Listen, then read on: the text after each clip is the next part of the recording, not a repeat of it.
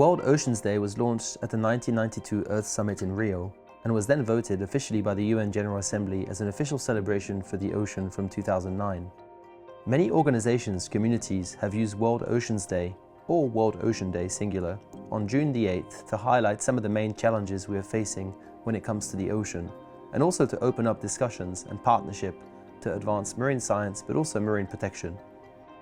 And so this year, the Blue Cradle Foundation organized a panel discussion.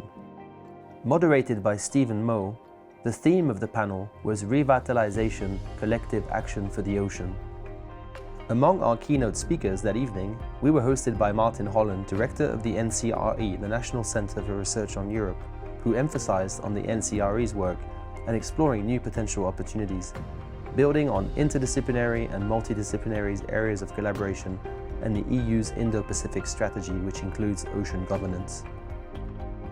We heard from Dr. Carol Much, the Education Commissioner at the New Zealand National Commission for UNESCO, who talked about education and the importance of the UN Decade of Ocean Science for Sustainable Development. For our panel, we heard from Anthony Powell, a filmmaker that spends a lot of time in Antarctica, documenting the vulnerability of fragile ecosystems and species, and the importance of communicating, including innovative techniques such as VR. Getting to a carbon neutral society as fast as possible, because ultimately Antarctica is pretty much the canary in the coal mine, and the canary's fallen off the perch at this stage. We welcomed Professor Stephen Ratuva, the director of the Macmillan Brown Centre for Pacific Studies at the University of Canterbury, who talked about his social environmental work and some of their big research projects, including the most recent POCA, the Pacific Ocean Climate Crisis Assessment, a very comprehensive assessment of 16 countries in the Pacific region on social sciences, humanities, indigenous knowledge, and funded by MFAT. It is a huge carbon sink, which is relevant to the discussion on climate crisis. We no longer call it climate change, it's a crisis, because far beyond the normal changes as a result of human intervention over the years. We also heard from Yvette Couch-Lewis, mana whenua for the Christchurch Whakaraupo Littleton Harbour area at Rapaki, chair of the Whakaora Catchment Management Plan, as well as Tumu Tayo, Maori advisor at ICAN, who talked about the importance of whakapapa, acknowledging our ancestors and passing down local knowledge, known as Mātauranga Maori, and how to bring better governance of natural resources. Look within your community.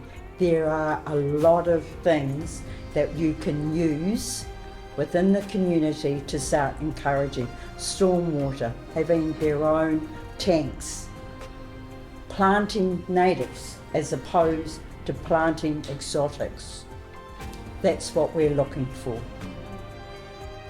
Finally, we heard from Dr. Vivian Cumbo from the Great Barrier Reef Foundation, who spoke about bleaching and the devastating consequences of coral reef degradation due to climate change, but also some of the solutions that can be found in reef resilience and innovative management strategies.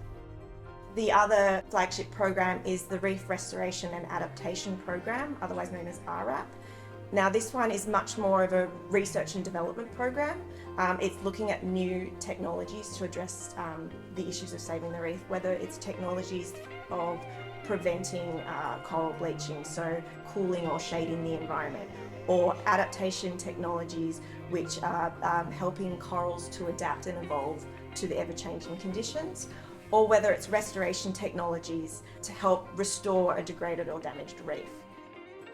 I believe these panels are helpful to discuss these issues from different points of view without thinking in silos.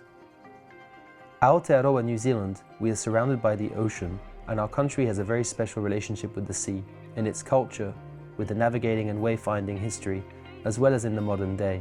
Abundance is good, it's good for everyone, and so we need to manage the ocean sustainably. If we don't, then future generations will be in a worse off situation than us. So it's our responsibility to do something about it now.